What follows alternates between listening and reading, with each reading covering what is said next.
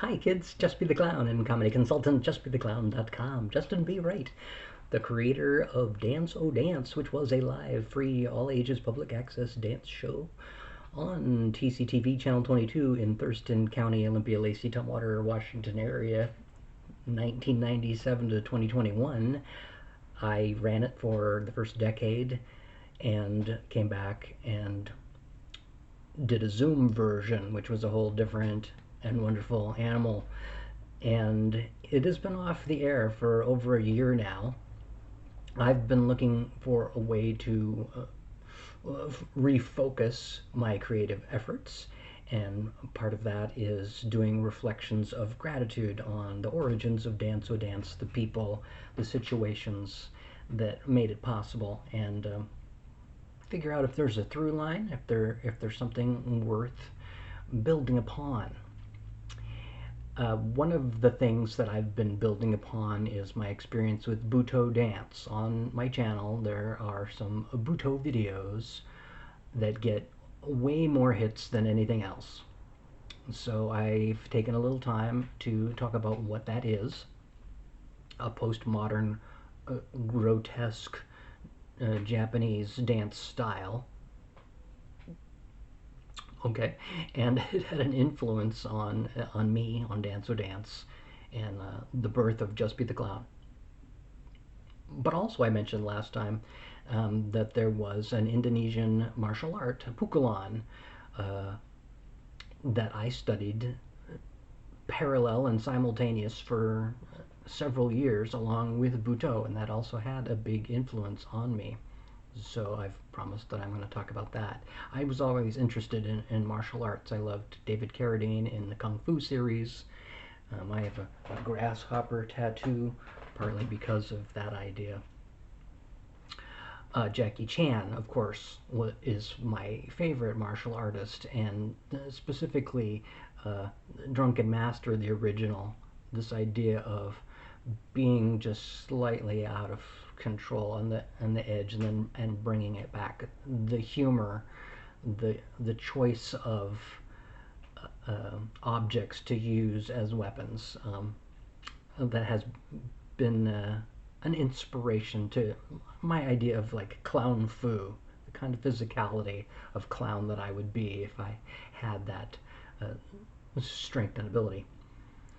So Pukulan Chimindi Tulun specifically, is an Indonesian American martial art with roots in Pencak Silat, and it came from Guru Willie Wetzel. It went to Pendekar Barbara Nigel, to Banto Janisa Cruzi, to Mas Lori Meeker, who's on the faculty at Evergreen State College in the film department, and so then offered this when I was there, which was remarkable since I have Indo roots. Dutch Indonesian Americans are my mother's side of the family, and it's been a long standing interest of mine to get more of my heritage in. So I went into Pukulan thinking this is for me.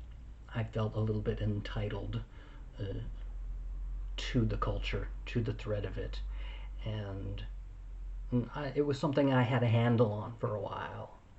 That I got stronger, more disciplined, more focused, calmer by doing this practice, and over the several years moved up in ranks and held a sort of leadership position among the top two of us that had stuck it out to third phase, where we were then dressed in black with a white sash, rather than in white with a white belt. But one of the first things that I noticed of the similarities between Pukulan and Butoh was this dressing in white. So in all martial arts, you start off as a white belt and a white gi, and in Butoh, our performances generally were us dressed in white as neutral, ghosts, beginners. So one basic superficial similarity. There was also practicing in the dark So in Pukulan, then we'd sometimes turn off the light and do the crawl, where we'd circle around and sort of shadow box with one another, uh, a kind of playful dance like um, low risk fighting without fighting. And in Butoh, of course, we dim the lights, and plus with our eyes unfocused, mill about and fumble about and interact with one another. These aspects of lightness and dark were things that we played with in both cases.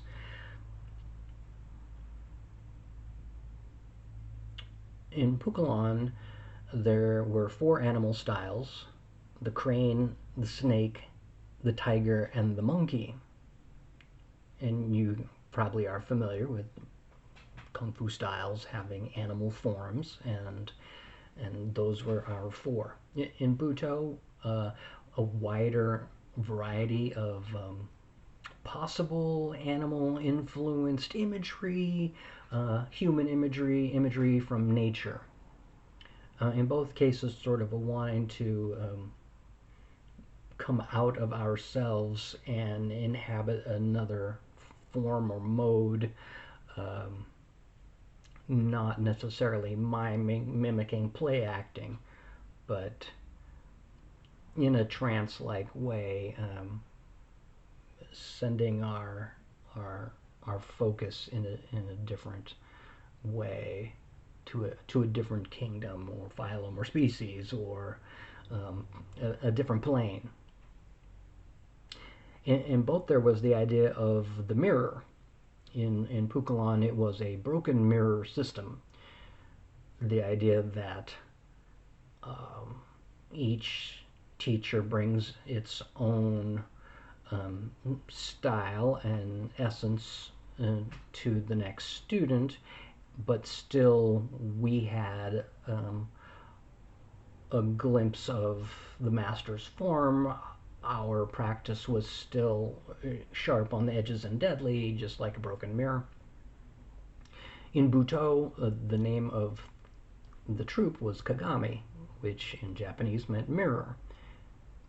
And we were mirrors of nature in some way, and the audience could see in us a mirror of themselves, and as partners we would mirror one another. Around about this same time, the 13 moon calendar of the Mayans became a thing of um, astrological divination as well as a game. And I looked up my birth date, and I was a white magnetic mirror, and that resonated, put me in a place in between these two styles. And the magnetic part I took to mean the idea of videotaping, magnetizing what I saw, drawing people to me, magnetizing them and putting them in these rectangles for later. In both styles, we worked with crossing the partner's boundaries. And in Pukulan, it was very clear the dynamic of attacker and defender, the intruder, and then being subdued, um, the idea of winning and losing, the idea of living and dying. In Butoh, more philosophical, more vague, crossing boundaries and having it be okay um, to intrude and share that personal space. There was the theme of mortality.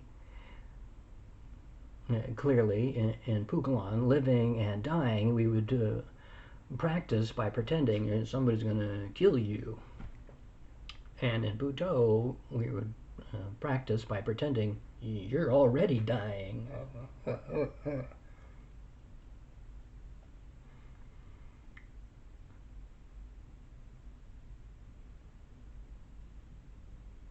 And in both forms, we looked to the image and metaphor of the rose for some inspiration. In Pukulan, the beauty of the form was hiding the sharp and deadly thorns. In Butoh, the rose was your heart and your soul, and you would share it with people. It would open up. At the end of every performance, we would offer our rose petals, and either they were literal, we would often buy roses and drop them, or figurative, and you just imagine the petals coming like stigmata out of your palms. Or sometimes we'd hide rose petals in our mouth and they would drop out. I guess there was this idea that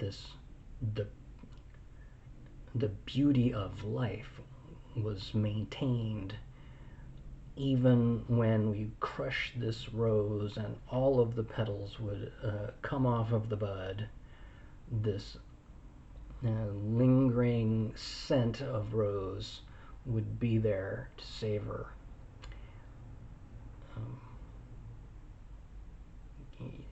There's a thing, there's the rose in The Little Prince.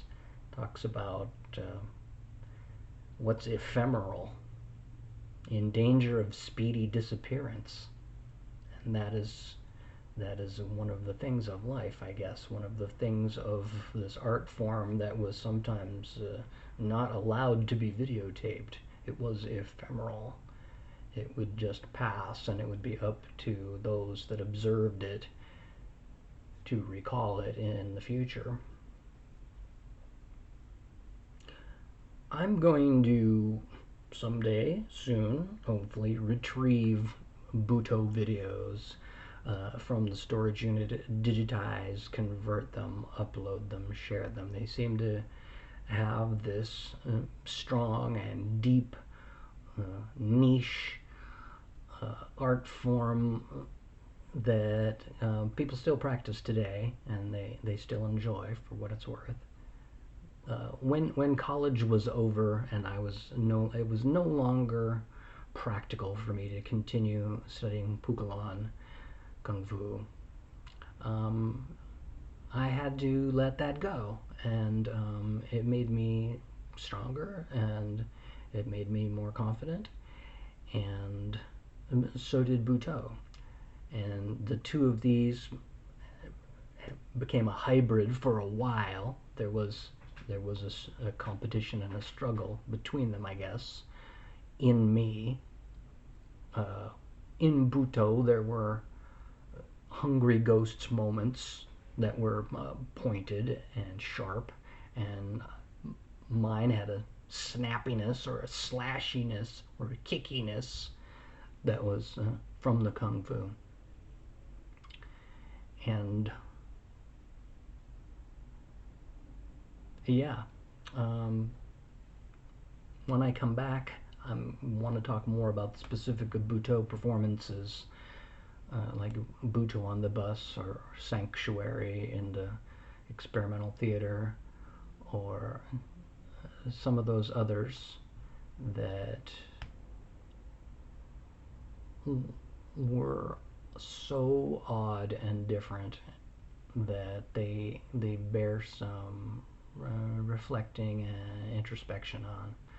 And thanks for watching and being patient, and be sure to like and subscribe, and let's have a conversation about Butoh and Pukulan, or clowning, or laughter yoga, or Lego, or something else that you'd like to talk about.